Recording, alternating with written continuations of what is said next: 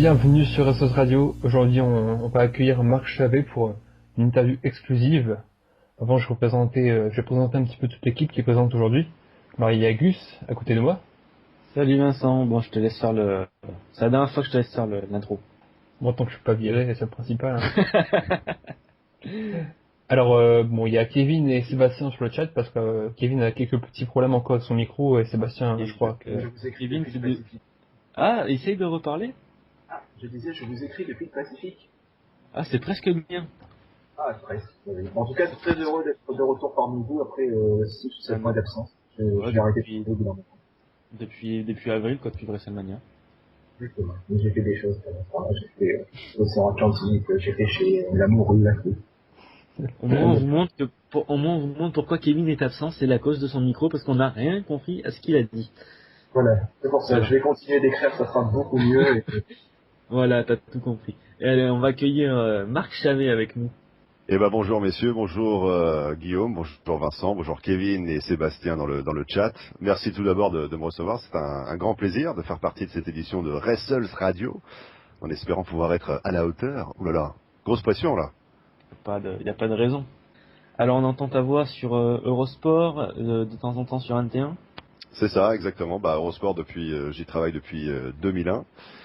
Et au fil des années, j'ai eu la chance de faire quelques remplacements au compte-gouttes sur NT1 notamment.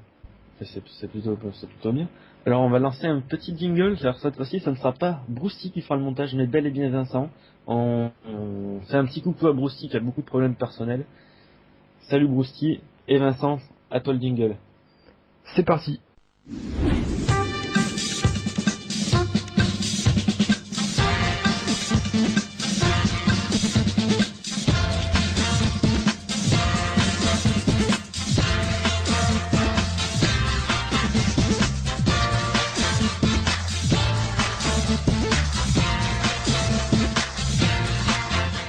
Allez, c'est parti, on va lancer cette interview de Marc Chavet. Alors Marc, donc comment es-tu arrivé chez Eurosport en fait? Eh ben écoute, l'histoire est très simple. J'étais journaliste radio en actu international dans les années 99-2000 du côté de Radio France. Et en fait, c'était tout à fait par hasard. J'avais eu la chance de couvrir le Tour de France en 2000 pour la radio à l'époque. Et je sais que à l'époque, on disait, enfin dans le milieu, il y avait des bruits de couloir, comme quoi chez Eurosport, ils recrutaient des journalistes pour faire des bulletins d'information à l'époque. Donc j'ai postulé, j'ai fait quelques piges à l'essai, et on m'a proposé un CDI très très vite dans la foulée en fait. Donc ça s'est fait naturellement. C'était début 2001. Oh là là, le temps passe vite. Ça fait déjà 11 ans. C'est ça. Ah, ça ne rajeunit pas, hein. Pas pour moi Non, en tout cas. Vos jingles à l'instant. À toi Vincent, c'est une question. Oui. Depuis combien d'années vous êtes fan de catch?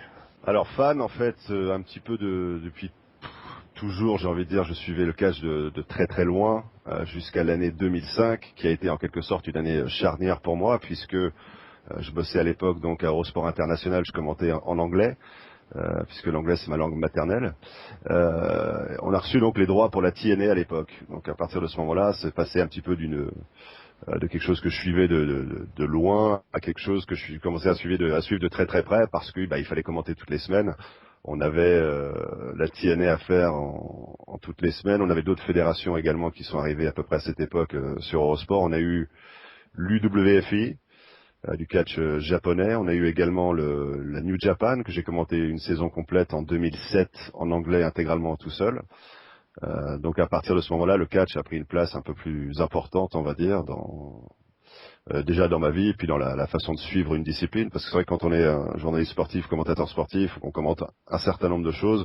C'est vrai que c'est toujours un travail difficile d'être au courant de tout, au parfum de tout, de suivre toutes les évolutions de tout. Donc il y a des disciplines, on va dire, qu'on suit de près, et puis d'autres qu'on suit d'un peu plus loin. Le catch, c'était plutôt une discipline que je suivais de loin. J'ai eu la chance j'ai vécu plusieurs années, presque plus d'une décennie aux États-Unis. Donc c'était toujours quelque chose qui faisait partie du quotidien, même si j'étais pas un féru comme Senior Varini, mon partenaire de crime en quelque sorte, avec qui on commande depuis de nombreuses années déjà. Déjà en 2005, on faisait aussi le l'UWFI ensemble sur la version française. La TNA à l'époque, je la commentais en anglais avec un Britannique spécialiste, un peu un senior britannique, et lui il a commenté en français à l'époque. Donc on va dire j'ai beaucoup appris à ses côtés en le côtoyant, et il a été très généreux en partageant ses expériences et sa passion du catch. Donc ça a été un peu une contagion en fait. Il m'a un peu contaminé derrière. Et puis c'est toujours plus facile d'être accroché à un truc quand on le fait de manière professionnelle aussi. Donc ça c'était par rapport à ça en tout cas c'est comme ça que ça s'est fait. C'est sûr. Question sur les enregistrements, est-ce qu'ils sont extrêmement différents comparé à Eurosport MT1? C'est différent dans le même style en fait. Ouais, c'est ça. C'est-à-dire qu'Eurosport, on propose un magazine qui récapitule tout ce qui se passe à Raw, SmackDown. Et autrefois, on faisait NXT, Superstars, mais bon, là, on fait plus que Raw et SmackDown. Donc, en gros, on a un 26 minutes pour raconter ce qui se passe en, aujourd'hui, presque 5 heures d'antenne quand on les regarde en intégralité. Donc, évidemment, il y a des choses qu'on n'a pas. On va dire qu'on a l'essentiel de l'actualité de Raw et de SmackDown. On va dire l'intérêt de l'offre Eurosport, c'est pour ceux qui ont peut-être pas le temps de tout suivre ou pas la volonté de regarder, je sais pas, tous les discours, toutes les promos des lutteurs. Et c'est aussi la Vintage Collection, en fin de compte, qui est le meilleur moment des années 80-90, souvent avec des thématiques associées, soit au pay-per-view du moment. C'est-à-dire là, on arrive sur SummerSlam, donc ça va être les meilleurs matchs de l'été. Là, on sort de 4 semaines dédiées au Cruiserweight, donc c'était vraiment une façon de passer en revue la montée en puissance de la division lourd léger à la WWE.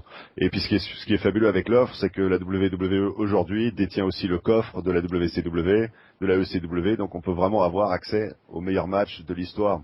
Et autrefois on aurait pu être un petit peu, on se disait ouais ils aiment bien tout contrôler, etc. Mais on se rend compte que via les Vintage Collection, ils sont très généreux dans le placement produit de la WCW. On parle souvent des Cruiserweight comme étant des athlètes d'exception. C'était d'abord à la WCW avant d'être à la division lourd léger, etc. Donc on laisse la place en fin de compte aux acteurs de l'histoire, et ça c'est quelque chose qui est tout à fait louable de leur part, je trouve. Donc ça c'est l'intérêt de l'offre Eurosport, c'est la vintage, et puis le petit résumé évidemment pour ceux qui n'ont pas le temps de tout regarder. Puis c'est aussi accès à un autre style de commentaire, c'est-à-dire que Christophe et Philippe ils font leur métier depuis 12 ans, ils le font très très bien. Avec Célian, on a une autre façon de présenter le produit aussi, donc c'est aussi pourquoi pas pour on va dire le fan, voir un petit peu comment on peut faire autre que ce que font Christophe et Philippe, qui le font très très bien. Le produit est différent aussi. Je me rappelle, je t'avais connu sur l'époque où c'était la période des Royal Rumble. C'était le Royal Rumble 93 à l'époque qui était diffusé. Alors c'est vrai que la Vintage Collection, c'est une super, c'est un super programme quoi. Ça là-dessus, y a rien à dire. D'ailleurs, je vais rebondir sur les Cruiserweight. Il y a Kevin Nash qui a une semaine à peu près, qui a fait un peu la polémique parce il a dit un peu sur Twitter que en gros les Cruiserweight, le business du catch était mort quand Eddie Guerrero et Chris Benoit ont remporté les titres de champion du monde de poids lourd à WrestleMania. Qu'est-ce que tu penses de ça? Le catch est mort quand Kevin Nash est né. Oui, non, mais ça c'est nous.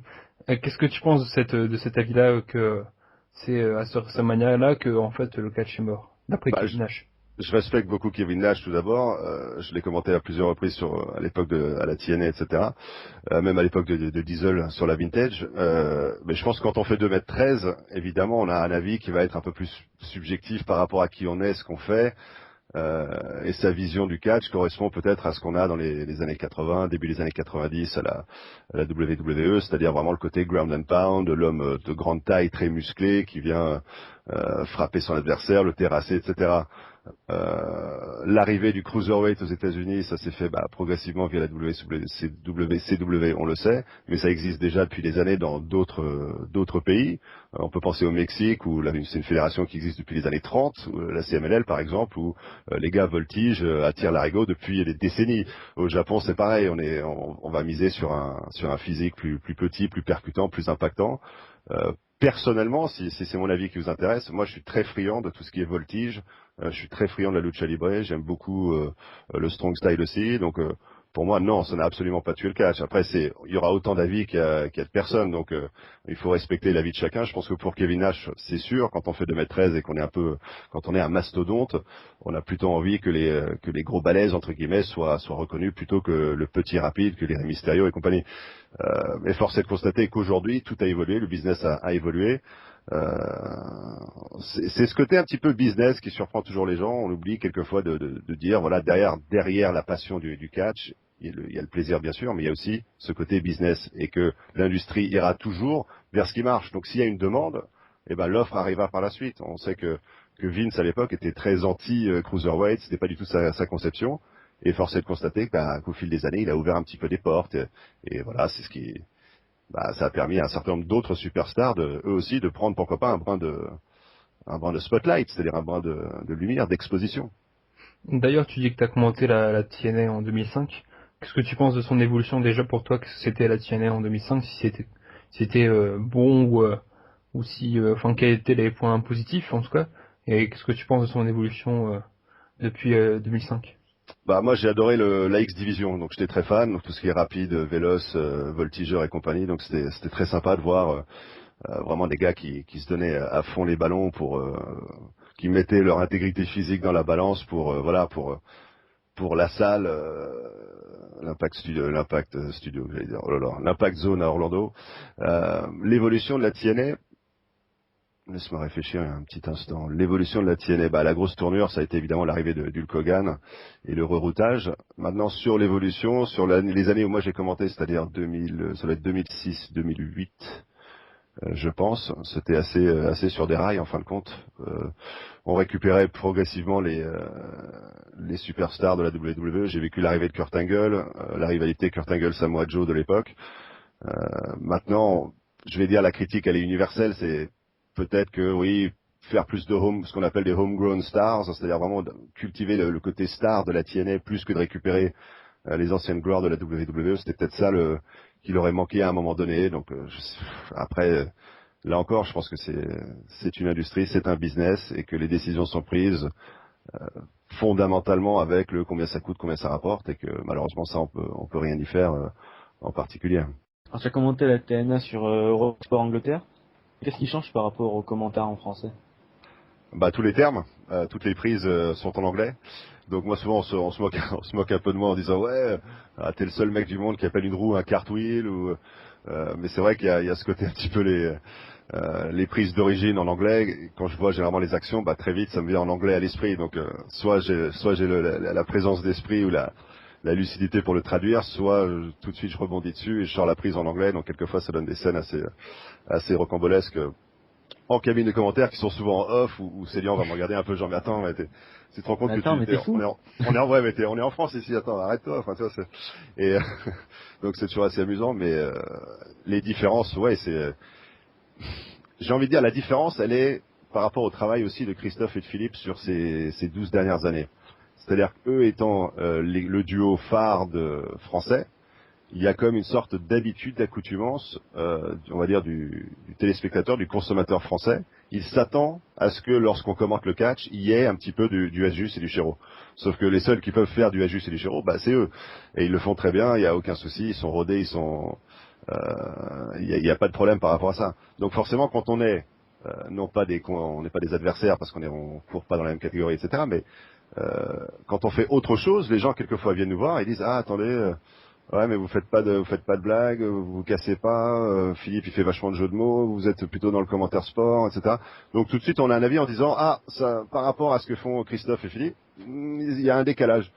Mais après, c'est peut-être il faudrait peut-être ouvrir un peu le débat en disant écoutez, il y a plusieurs façons de faire. Les duos ont une façon de fonctionner. Christophe et Philippe, ça marche comme ça. Célian et Marc, c'est un peu différent. Ce que fait Célian avec Greg sur la TNA actuellement, c'est encore autre chose. Ce que Célian et Marc faisaient sur la CMLL, c'est encore différent. Vous voyez ce que je veux dire, on peut s'adapter par rapport aux produits aussi, et on pourrait espérer en tout cas que les consommateurs, les téléspectateurs, les amis du catch, soient un petit peu plus accueillants ou ouverts à l'idée que ça puisse être autre chose simplement que ce que font Philippe et Christophe, qui le font très bien, je précise. J'ai une petite question à mon temps. Oui, vas-y, si on ne comprend pas, je traduirai. À la Nelson. On entend les termes consommateurs, produits, et justement, tu nous parlais, Marc, du fait que les gens sont habitués au langage de Ajus et Chéreau, le duo parfait. Est-ce que Eurosport, on met un petit peu la pression sur toi et sur Célian, sur le fait de dire, essayez de créer un petit peu quelque chose, de faire parler de vous pour que le produit marche mieux?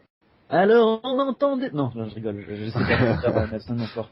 T'as compris la question Vaguement, parce que ça coupait un petit peu. Est-ce qu'il y avait une volonté de la chaîne de faire un Ajus et Chérovis? Oui, en quelque sorte, de mettre un petit peu la pression sur vous pour essayer de faire parler de vous. Pas plus que ça. On est assez libre dans ce qu'on fait. j'ai envie de dire, en fonction des années, en fonction de la place que le catch va occuper dans une grille de programmation, on va avoir plus ou moins de latitude. Bon, c'est pas un secret en ce moment, les programmateurs de toutes les chaînes considèrent que le catch n'est pas en perdition, mais est un peu en perte de vitesse entre guillemets. On va dire qu'il y a eu, comme on sait depuis des années en France, il y a toujours c'est un peu en yo-yo, en dents de scie, ça monte, ça descend. Quand les chiffres sont très hauts, on parle beaucoup de catch dans les bulletins d'information, le 13h, le 20h, souvent des histoires de gamins qui se cassent la gueule à l'école d'ailleurs. Mais au jour d'aujourd'hui, on n'est pas dans une position on n'a pas le vent en poupe comme on l'avait en 2009-2010, où il y avait une réelle volonté de mettre le catch plus en avant. À cette époque-là, j'ai eu la chance de faire une sorte de présentation en anglais de l'émission où on partait beaucoup en déplacement. C'était 4 voyages par an aux US, une dizaine en Europe, sur tous les shows pour faire une interview, rencontrer les lutteurs, faire ce qu'on appelle des plateaux de lancement, donc une sorte de mise en scène avec, on m'avait créé un costume avec un manteau noir, des lunettes noires, etc. Et je devais faire un lancement un peu dynamique avec. Donc il y avait une volonté réelle de créer cette ambiance à cette époque-là. Au jour d'aujourd'hui, comme on le disait un petit peu en off, aujourd'hui on est positionné plutôt sur Eurosport 2, on est moins poussé, on va dire. Donc il y a moins la pression, il y a moins de directives pour faire des choses, pour faire du bruit ou créer le buzz. Mais on est assez libre en fait, c'est plutôt agréable d'ailleurs. D'accord. Bon voilà, je peux retourner dans mon sous-marin. Alors moi j'ai une question d'Orbaz. Que penses-tu de l'arrivée de Tom Laroufa et de Luca Di Leo à la WWE? D'ailleurs, on en parlera dans le podcast de Tom Laroufa et de Luca Di Leo.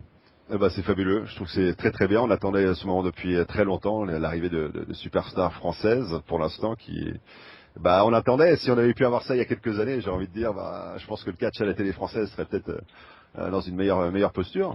Mais non, c'est une très très bonne chose. Je pense que pour toute la communauté de fans français, évidemment, ça va créer de l'intérêt supplémentaire. Les gens vont suivre de plus en plus ce qui se passe. Et puis peut-être que même le cercle en dehors du catch, on va dire les infogénés, les gens du général sont peut-être plus intrigués aussi en disant tiens, il y a quand même des petits Frenchies qui ont réussi à percer là-bas, ou en tout cas à essayer de percer. Et écoute, on a hâte de les retrouver, on va dire, sur la plus grande scène de toutes. Non pas WrestleMania, mais on a hâte de les retrouver déjà les retrouver un jour sur des SmackDown et compagnie, ça peut vite donner quelque chose de sympa. Ouais. D'ailleurs, Tom Laroufa était l'invité de l'émission Les Extrémistes sur ma chaîne Sport Extrême, où Célian avait préparé une émission spéciale catch. Avec brio. Avec brio. D'ailleurs, c'était vraiment une bonne émission. Ouais. Elle est actuellement sur YouTube. Je vous mettrai les liens d'ailleurs de cette émission. L'invité était aussi Joe Atlas. Il avait dit, il n'avait pas encore de contact apparemment avec la WWE, quoi. Il parlait encore de la de la WS. Il a parlé vite fait de cette petite purge de la WWE au mois de novembre dernier.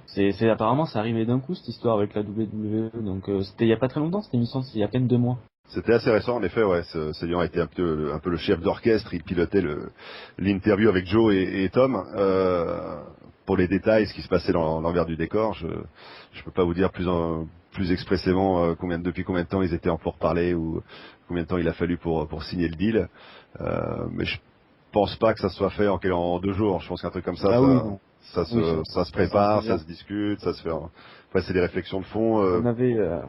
C'était quand même quitter sa famille et compagnie pendant un certain temps. Enfin, c'est des logistiques un peu plus importantes que simplement, tiens, est-ce que tu peux venir lundi et tu démarres à 9h, quoi. Là, d'ailleurs, on avait contacté Tom pour une interview un peu comme on fait avec toi actuellement. Il nous avait répondu positivement, mais là maintenant, c'est un peu maintenant devenu le produit inaccessible à l'heure actuelle, quoi, parce qu'on sait même pas encore quel personnage il va jouer, qu'est-ce qu'il va faire sur l'avenir, quoi. Alors, je pense qu'en temps voulu, il sera tout à fait disponible et disposé à faire ce qu'il faut pour avancer le French Stallion, les talents français. Donc je pense que c'est une question de temps, le temps qu'il prenne ses marques, ses repères, et je pense qu'il répondra positivement à terme. Ouais. Mais Sébastien qui avait une question tout à l'heure quand on parlait de TNA. Est-ce que tu suis encore ce qui se fait à TNA aujourd'hui? Beaucoup moins depuis dernière que j'ai décroché à partir du 10-10-10, donc ça va être Bound for Glory 2010. Ouais, d'accord. Donc t'as abandonné l'idée avec Jeff Hardy qui s'est drogué contre Sting. J'ai suivi parce que Célian me raconte un petit peu ce qui se passe, mais plus aussi attentivement qu'avant. Ouais. Je suis pas du tout la TNA. J'ai regardé hier soir il y a 2 jours le pay-per-view parce que la carte était quand même assez intéressante. C'était plutôt un bon pay-per-view même. On en reparlera dans Impact Wrestles. Et voilà, on va passer à la deuxième question de Sébastien qui est: est-ce que le public est différent entre Eurosport et NT1, car on a pu voir des critiques sur les forums lors des commentaires sur NT1 qui seraient trop techniques et pas assez second degré. Alors, je pense qu'évidemment, il y a une différence du téléspectateur. Eurosport, ça va être une chaîne de sport généraliste. Donc forcément, ceux qui viennent sont plus axés sport, avec peut-être plus de connaissances sportives, qui s'attendent à avoir plus de précision technique, etc. NT1, ça va être du très grand public. Ça a des avantages dans un sens comme dans l'autre. Sur NT1, je pense qu'il y a une certaine latitude. Par exemple, quand Christophe double Vicky Guerrero, prend une voix de fille. Quand il double Alberto Del Rio, il prend une voix un petit peu de mexicain. Il fait des personnages, des choses comme ça. Je pense que sur Eurosport, ça serait plus difficile de mettre ça en place parce que ça passerait moins bien probablement par rapport au... En entendant ça, tu rigoles, quoi. Ouais, c'est un peu ça. Tu te dis, attendez, c'est pas le bon logo en haut à droite de l'écran, là, on est sur Eurosport, donc c'est censé être un poil plus sérieux, même s'il n'y a pas de vérité vraie, c'est-à-dire, l'une comme l'autre, chaque chaîne a son produit, chaque chaîne a sa façon de faire. Je pense que ça rejoint un peu ce que je disais tout à l'heure, c'est-à-dire que le consommateur d'NT1, il vient écouter ce que font Christophe et Philippe. Ils viennent pour le produit sans doute, mais ils viennent écouter les blagues, ils viennent écouter les voix, ils viennent écouter tout ça. Donc c'est vrai que quand on arrive, ne serait-ce que pour remplacer l'un des deux, c'est très difficile parce que tout de suite on va vous dire attendez, vous avez pas fait la voix, machin, ou t'as pas dit ici quand il y a eu tel moment. Mais ouais, mais nous ce qu'on fait, c'est on fait plus du commentaire à l'américaine, c'est-à-dire plus un mode play-by-play. C'est même pas un système heel-face, hein, c'est vraiment un système play-by-play color, c'est-à-dire vraiment le gars qui va décrire l'action et l'autre qui vient, en gros c'est moi qui vais faire le descriptif et plutôt Célian qui va faire la couleur, c'est-à-dire vraiment amener sa connaissance, encyclopédique d'ailleurs, on peut le préciser, toute sa connaissance, non mais il va distribuer un petit peu tout son savoir, son amour de la discipline et ça fonctionne comme un duo de plus de sport effectivement, ouais.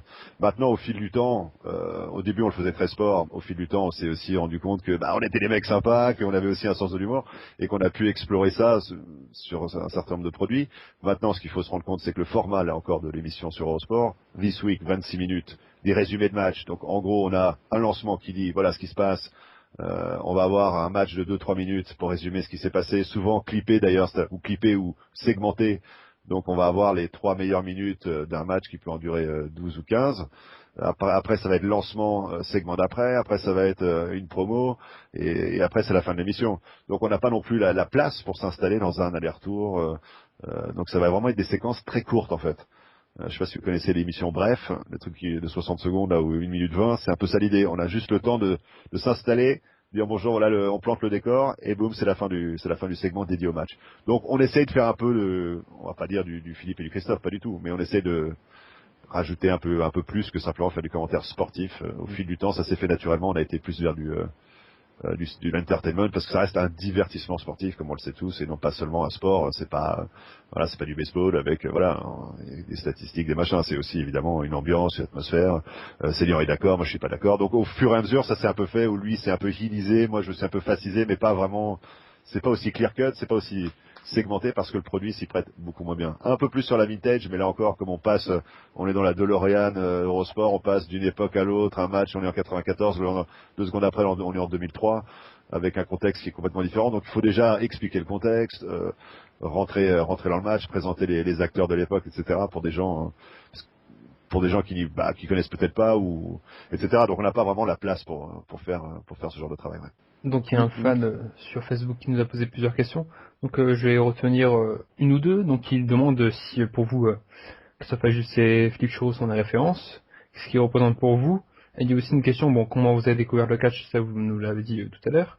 Mais il y a aussi quels sont vos moments de référence et quels sont vos catcheurs préférés. On va commencer par Christophe et Philippe. Je pense que ce sont ceux qui ont eu la chance, tout simplement c'est les pionniers. Donc en tant que pionnier, comme il n'y avait pas vraiment, il y avait des références dans les années 90 et avant, mais en tant que pionnier, on va dire de la nouvelle génération de catch, ils ont eu la latitude de faire ce qu'ils voulaient avec le produit. Et naturellement, ils ont glissé vers un truc dans lequel ils sont très à l'aise, très très bons. Je crois que Christophe en heel le fait très très bien, Philippe en face aussi.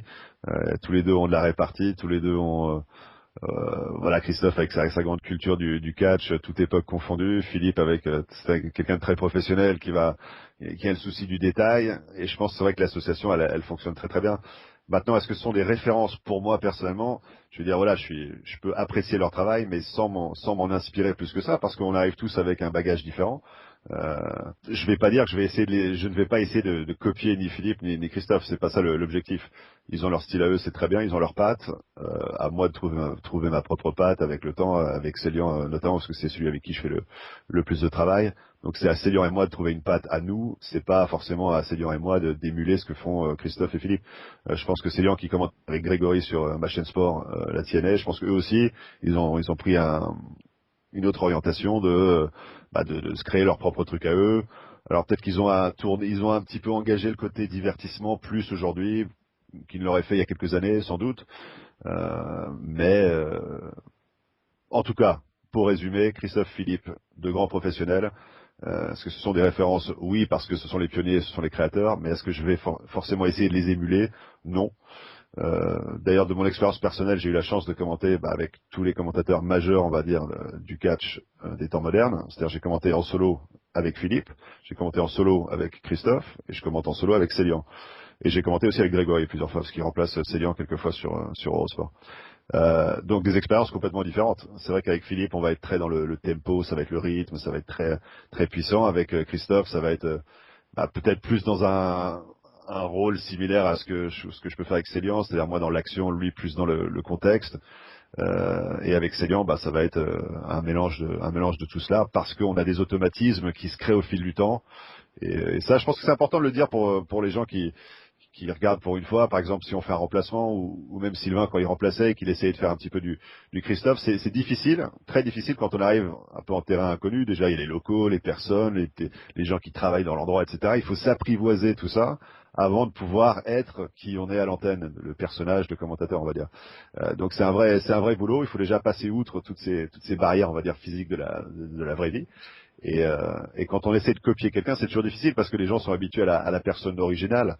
Donc la copie, elle peut pas. Voilà, c'est comme un tableau, etc. On pourra jamais égaler l'original. Donc se mettre dans une position de copieur, c'est plus difficile. Moi perso, je me dis bon je fais mon truc. De toute façon, vous mettez quelqu'un derrière un microphone qui parle à 10 000 personnes, il y aura, je dis n'importe quoi, mais il y aura 5 000 qui vont aimer, 5 000 qui vont pas aimer. Donc vous avez beau faire ce que vous voulez, quoi qu'il arrive, il y aura toujours des gens qui seront d'accord, des gens qui sont pas d'accord. Donc à la limite, c'est voilà, faut être en adéquation avec soi-même, faire son truc.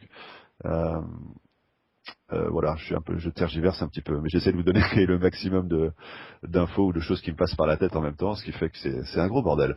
La deuxième partie de la question, c'était donc, c'était quoi? Vos références en termes de catcheur et vos moments les plus marquants. Le moment historique pour toi Ouais. dans le catch et ton lutteur préféré, quoi. D'ailleurs, j'ai oublié de citer le nom du fan, c'est Guillermo Guerrero. C'est ça. Salut à toi, jeune padawan. Eh ben, moi, c'est une question qui m'intéresse particulièrement parce que c'est vrai qu'après, ayant vécu le catch en tant que professionnel du commentaire, ayant vu des milliers d'heures, on va dire, de bandes devant mes yeux, c'est-à-dire voilà, dans une cabine de 3 mètres carrés climatisée, c'est super dur de choisir un ou deux moments de référence. Maintenant, il y a quand même des trucs qui sortent, on va dire, Le plus marqué, quoi. ouais, de l'ordinaire. Ça va être des moments, un lockdown où j'ai un souvenir je crois que c'était AJ Styles qui était accroché en haut du bâtiment, mais genre par la structure métallique de la toiture, et qui s'est laissé tomber sur un lutteur qui était couché sur une table en haut de la cage, et qui a ensuite transpercé la cage pour tomber sur le tablier. Ça me faisait penser un peu au Rock Mankind. C'était des moments comme ça où quand on commande ça, il y a un peu l'humain qui prend le dessus sur le gars qui est en train de bosser, c'est-à-dire qu'il y a vraiment un côté, on est complètement Huawei, quoi. Et ça, c'est magique de pouvoir justement vivre des séquences comme ça. Après, la promo de CM Punk aussi, c'était quoi? C'était quand? C'était l'année dernière déjà? Au mois de juin. Ouais, c'est ça. Le 27 Un an juin déjà. 2011. Ouais, c'est des moments comme ça où là on se dit waouh, le gars, comme en anglais, on suspend disbelief, c'est-à-dire qu'il y a un moment donné on se dit attendez, on sait que c'est un show et tout, puis à un moment donné on dit attends, c'est vraiment en train de se passer ça? On est vraiment en train d'entendre ce qu'il est en train de dire? Et à ce moment-là on a des petits frissons dans la colonne vertébrale, on se dit waouh et tout ça. Et j'ai eu la chance de le doubler aussi sur cette séquence sur Eurosport, et c'est vrai que on se dit ouais, quelque part on fait partie on va dire de l'histoire entre guillemets de la discipline télévisuelle, c'est-à-dire qu'on grâce à notre façon d'interpréter le truc, et ben on va essayer justement d'être le vecteur de l'émotion entre ce qu'on vit à l'écran et de celui qui regarde le produit. Donc ça c'est toujours très riche et très émouvant. Maintenant en moment fort, je veux dire l'arrivée de Kurt Angle c'est un truc de folie. Je me souviens de son arrivée à la TNA, cette rivalité avec Samoa Joe très vite. C'était très très grand. Ils avaient fait un build-up exceptionnel pendant des semaines, des mois même. Le seul athlète champion d'or olympique qui débarque en lutte professionnelle, etc., qui arrive à la TNA. Il y a eu donc ouais des moments comme ça. Après il y a eu aussi des moments magiques en CMLL qu'on a fait avec Célian. Il y avait le premier match qu'on a commenté de Mystico. Là c'était moi qui suis fan de la voltige et du high flying, c'est vrai que c'est monstrueux quoi. Et très très vite on a été dans un style de commentaire qu'on avait rarement fait avant, c'est-à-dire ouais très enjoué, très jovial, et très vite ça coulait de source parce que le produit convenait à notre façon de faire. Et les matchs de Mystico, Los Perros del Mal, enfin les équipes Lucha Libre et CMLL, c'est vrai que c'était grandiose. Euh, Qu'est-ce qu'il y avait d'autre intéressant? Il y avait pas mal de trucs au Japon aussi. Alors, à l'époque de la New Japan en 2007, moi j'étais très fan d'un personnage un peu obscur non mais comment il s'appelle? Il y avait Kendo Kashin que j'aimais beaucoup aussi. Maintenant des moments précis avec des titres, des ceintures, etc. Moi je suis plus dans l'émotion, c'est-à-dire ça va être une séquence qui va me produire un effet et je vais me souvenir de la sensation, mais pas forcément du moment précis malheureusement. D'accord. D'ailleurs, en parlant enfin, quand tu dis que tu doublais CM Punk tout à l'heure, comment tu prépares l'enregistrement? Tu prévisionnes le show, tu prépares avec le technicien, il y a un temps de préparation, ou bien tu te laisses surprendre par les résultats et tu connais pas ce qui se passe quand tu commentes? Bah, nous, comme on est sûr du résumé, c'est plus dur de pas connaître les résultats avant parce Par qu'on exemple, sait quand tu es sur NT1, par exemple. à Inter, on arrive un peu comme ça, on découvre, on est en découverte, Tac. découverte pure.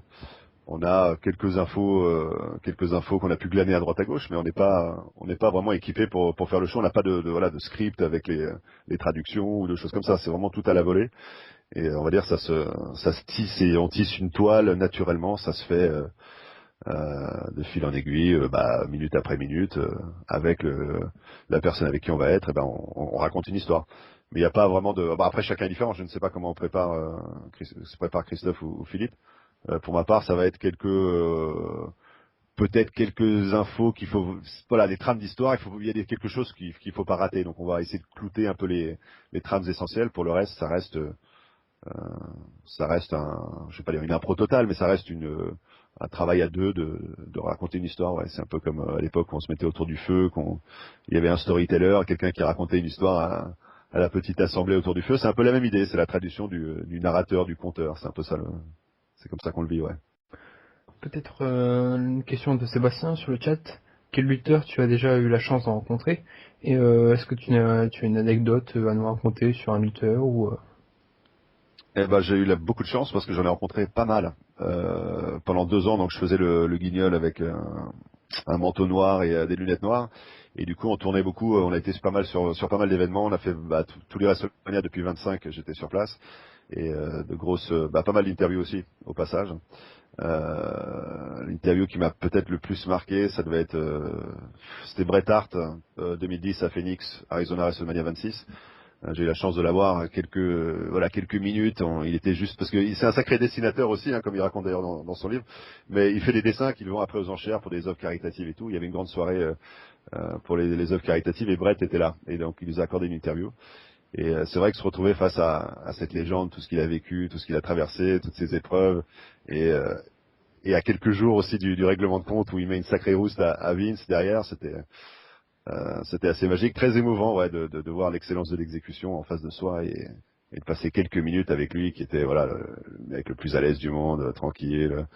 Et là, c'était peut-être une des rares fois où j'étais vraiment intimidé presque par le personnage. Non, sinon j'ai eu la chance de passer du temps avec Edge, Sheamus, McIntyre.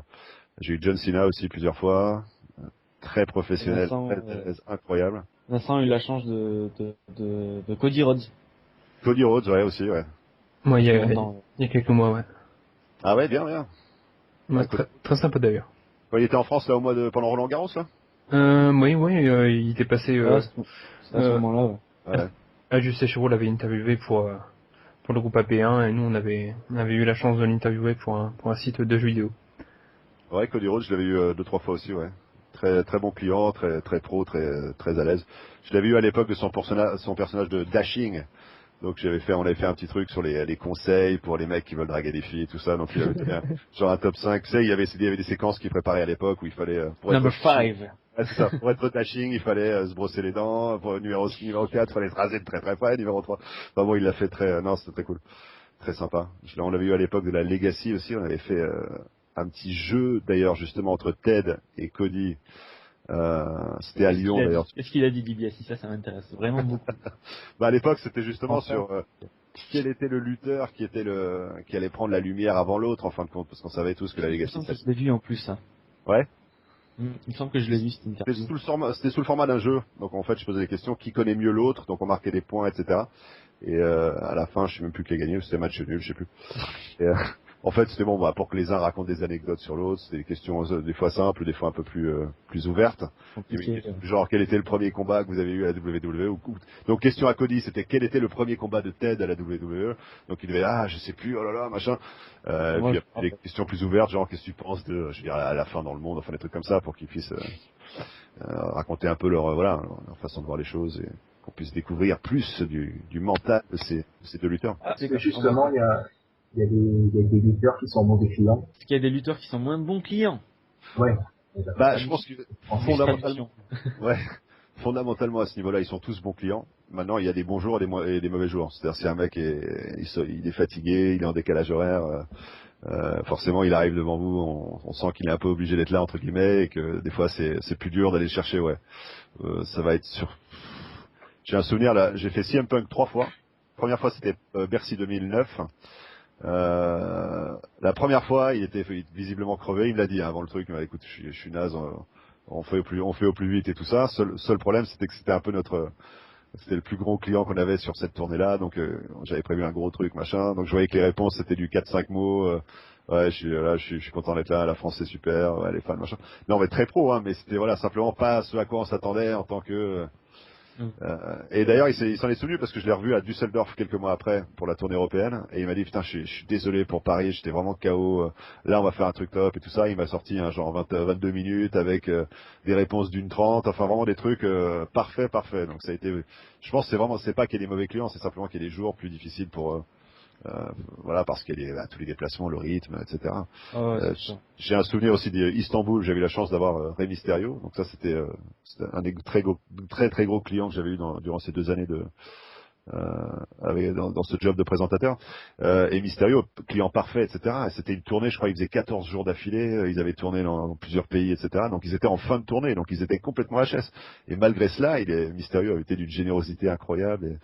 Et c'était, je crois, à un jour près, le 5e anniversaire de la mort d'Eddie Guerrero. Donc on avait pu, il m'avait même laissé poser la question qu'est-ce que ça te fait, etc. Donc il avait pu faire un dernier hommage et tout. Non, c'était un beau moment, quoi. Il y a des trucs vraiment forts comme ça, ouais. Moi, je rends l'antenne. Il a dit je rends l'antenne. Je sais pas, il me semble. Oui, c'est exact. Et c'est lui qui rend l'antenne? Non, c'est lui qui rend l'antenne, je sais pas pourquoi. J'ai une dernière question, je pense qu'après on pourra s'arrêter là, je sais pas si vous êtes d'accord. Ok. Alors, est-ce que tu lis les forums de CAT de temps en temps? Si oui, lesquels? Et sinon, à mon avis, c'est que t'as pas le temps. Ça m'arrive de les parcourir, ouais. Je regardais beaucoup plus il y a 2-3 ans. J'ai dû faire, j'ai un petit bookmark avec les 4-5 forums qu'on m'a indiqué. Qu'est-ce qu'il y a? Il y avait, à l'époque, il y avait Iron Wrestlefest, il y avait le jeu vidéo. J'ai Ultimate Catch. J'ai quoi d'autre? Avant, il y avait les forums d'NT1, il y avait aussi Wrestles.fr. Ah, c'est nous, ça. Ah, c'est vous, ça? Ça, c'est nous. Ah bah, Wrestles.fr, Wrestles Radio, bah voilà. Je l'avais en bookmark. Mais non, pas plus que ça, non. Je regarde vite fait quand on me dit, attends, va voir, on se fout de ta gueule, ou viens voir, on te traite de gros nul et tout ça. Donc là, je regarde un peu pour rigoler, mais non, sinon c'est...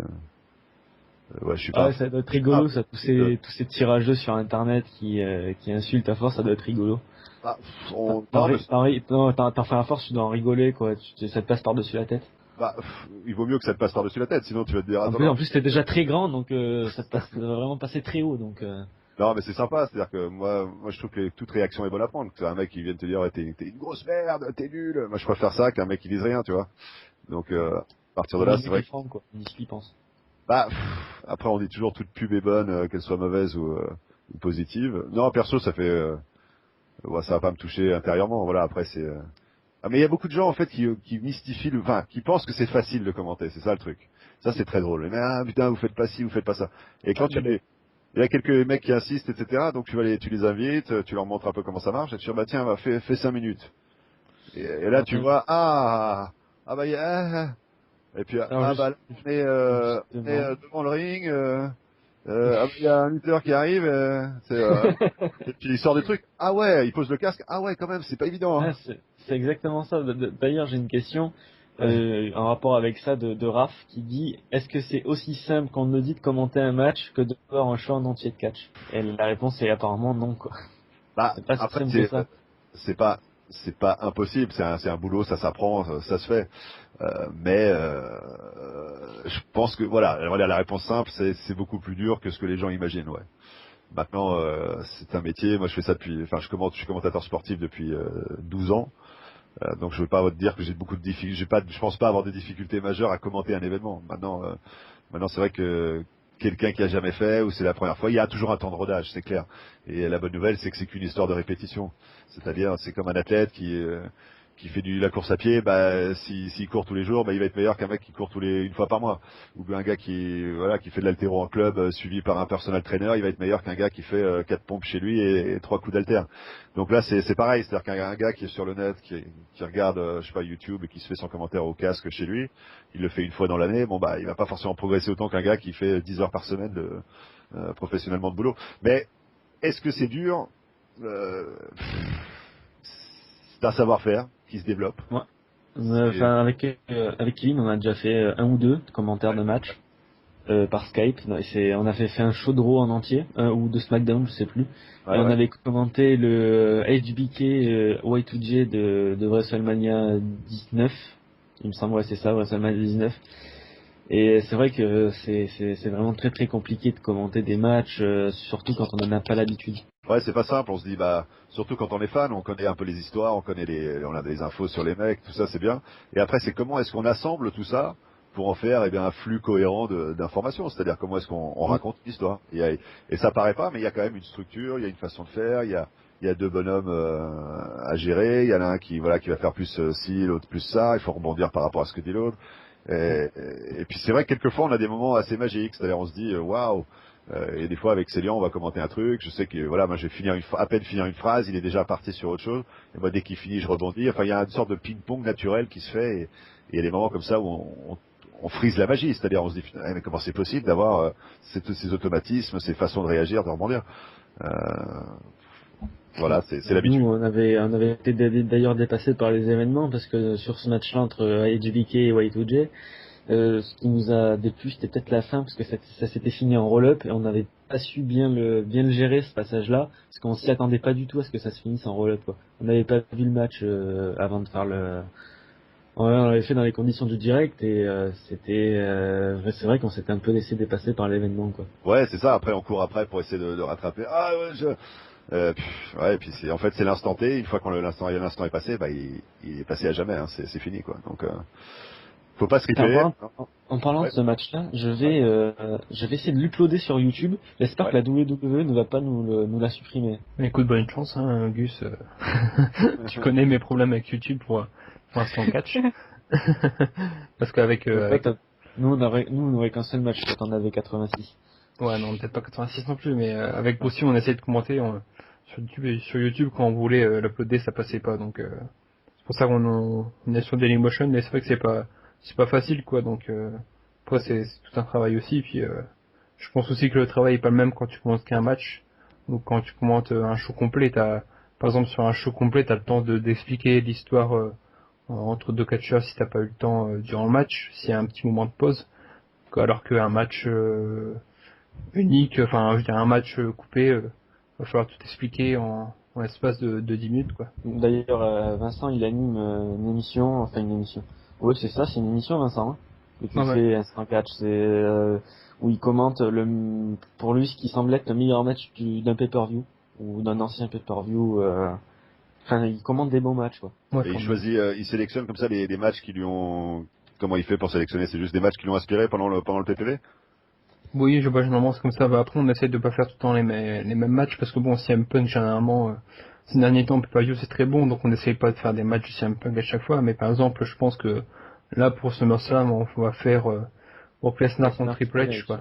Comme c'est un gros match attendu et Ouais, que ouais. on n'a pas encore fait de match de Lesnar, donc je Et je pense te que, propose aussi de faire le ladder match de Hardcore Justice qui est vraiment excellent. bah, j'ai pas encore vu, donc après, je pense que je ferai ça Conseil.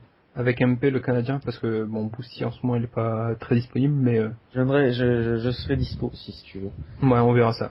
Moi, donc, Brainstorming de l'Instant Catch en plein direct de ouais. RSS Radio, c'est quand même énorme. Donc si Mais vous non, mais voulez, on parlait de moments forts aussi, les moments forts, etc. J'ai répondu un peu light, mais c'est vrai que ça m'est revenu là depuis. Moi, j'ai eu la chance d'être à Houston pour Mania 25, et c'est vrai que le Taker Michaels numéro 1, assez grand moment, ouais. Assez grand moment, avec ce stade, c'était la Reliance Stadium de Houston, 80 000 personnes, les entrées c'était sensationnel, l'Undertaker qui arrivait d'en dessous, le Taker qui arrivait, Michaels qui arrivait d'au-dessus avec tout de blanc vêtu, l'autre était tout noir vêtu, c'était assez magique. Ça, c'était un grand moment. Et c'est vrai qu'il y a des trucs forts. C'est Batista aussi au lendemain de WrestleMania 25 qui fait son retour à Raw. C'était la foule en délire, à peu près l'équivalent en termes de décibels que le retour de Brock après Mania cette année. Des moments comme ça, c'est assez incroyable. Je me souviens de SummerSlam Euh, 2010 aussi. C'était à la Nexus contre Team WWE. Nexus contre Team WWE, grand Ouais, match. ça Grand aussi combat, le c'était. retour de Bryan, c'était Et quelque c'était chose ça. Donc d'exceptionnel. ça, ça aussi, je m'en souviens. C'est ça mon problème. Moi, j'ai un cerveau assez atypique. Hein. Je peux sortir d'une cabine, on va dire qui a gagné. Ah bah, je sais plus. J'ai complètement zappé le truc. Je viens de passer 3 heures devant un machin et c'est quoi le score? Je sais plus. Et donc c'est vrai que quelquefois ça fonctionne à retardement. Mais bon, Tiens, d'ailleurs, voilà. pendant les mails, en parlant de commentaires, Ouais. une dernière question, on va dire ce que tu commentes sur Eurosport, parce que t'es vraiment multitâche, quoi. T'es le touche à tout, on va dire ça comme ça, ou c'est tout le monde qui touche à tout sur Eurosport? Bah, beaucoup de gens font plusieurs choses. Maintenant, je suis pas si polyvalent peut-être, mais je suis pas tant. C'est souvent des disciplines qui se ressemblent. Ou qui sont dans la même famille. Je m'explique. On va dire sport américain par exemple. De Mm. par ma connaissance de la culture nord-américaine, j'ai des facilités pour faire le baseball, le foot US, le hockey sur glace, des choses comme ça. Donc ça rentre un peu dans la famille des sports US. Après le sport divertissement, j'ai la chance de faire le catch depuis plusieurs années. Donc tout ce qui va être un peu à la lisière du sport divertissement, c'est-à-dire homme le plus fort du monde, le bûcheronnage de compétition, le bras de fer, enfin toutes ces disciplines-là, ça va tomber un peu dans mon escarcelle aussi. Mm. Euh, donc après, je vais avoir plusieurs grandes familles de commentaires. Tu me verras jamais sur du foot, par exemple, ou Le jeu Tour de France. Tour de France. C'est un peu différent parce que j'avais au départ un passé dans le cyclisme. J'ai beaucoup suivi le cyclisme dans les années 2000. Et comme je te disais, je l'avais couvert pour la radio sur place, donc j'ai été sur le Tour et tout ça. Et donc voilà, le cyclisme c'est l'exception. Ouais. C'est un peu la discipline qui sort du lot. Ouais. D'accord. Mais je commande pas vraiment intégralement les courses. Hein. C'est une participation aux commentaires, mais c'était pas non plus je n'étais pas du tout commentateur principal, loin de là. Ouais, Hein. d'accord. Et j'ai une dernière question. T'étais sur les JO, là, pendant 2 semaines? Pas à Londres, mais Oui, tu couvrais les JO, quoi. on bosse tous un peu sur les. Alors couvrir les JO, ça veut tout dire et rien dire. Mais en fait, on est tous un peu plus ou moins impliqués sur les infos. Tant de tel jour, tu faisais des résumés des événements, des choses comme ça. Ouais. Mais j'avais été sur les Jeux d'hiver de Vancouver, par contre, pour le hockey sur glace. Ouais. D'accord. Parce qu'on devait se voir, on devait se faire une petite réunion de pas très longtemps, de genre 5-10 minutes vendredi soir. Ouais. Et j'ai reçu un mail une demi-heure avant de Marc me disant qu'il devait couvrir les JO, qu'il était appelé pour les JO, donc j'ai fait putain, c'est un peu classe quand même. Et du coup Alors j'ai non. regardé après à l'heure où t'es passé, Ouais. c'était sur un coup de voix off il me semble. Ouais, On c'est va ça. voir ta voix, ouais c'est ça. Alors ce qui s'est passé, c'est que ça devait être à 23 heures, et en fait, ça a été avancé. Donc, je crois qu'au départ, on devait prendre l'antenne à 23 heures, et ça a été avancé à 19h40 ou Ouais c'est ça, ouais. un truc comme ça. Ce qui fait que il a fallu un peu accélérer le pas pour finir les choses à temps. Mais c'était là encore que sur des sujets de résumé de telle médaille française. Je sais plus, je crois que c'était une preview de l'athlétisme du soir. Attention, Ouais regardez. c'était quelque chose avec Laurie Tillman. Ah oui, c'est ça, ouais, tous à Londres alors, Ouais, l'émission. c'est ça. Ouais, Tout voilà. salon. Exactement. Ben écoutez, on va pouvoir passer aux promos.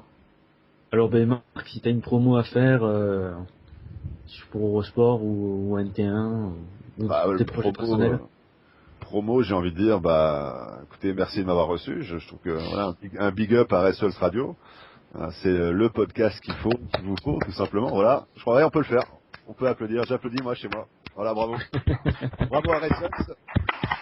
La fine équipe. Non, mais c'était très sympa de partager ce moment avec vous. C'est vrai que la prochaine fois, si je récupérais les questions un peu en amont, je pourrais vous préparer les réponses peut-être plus intelligentes ou intelligibles. Mais non, en tout cas, ce qui est super, c'est de pouvoir vivre du métier qu'on aime faire et de faire ce qu'on aime pour vivre. C'est ça ce qui est fabuleux. J'ai la chance de pouvoir le faire et d'exercer dans le catch, dans le sport divertissement. C'est un régal. Et la promo, j'ai envie de dire, bah, venez nous écouter, venez sur Eurosport, Eurosport Sport 2 2. actuellement, bien sûr.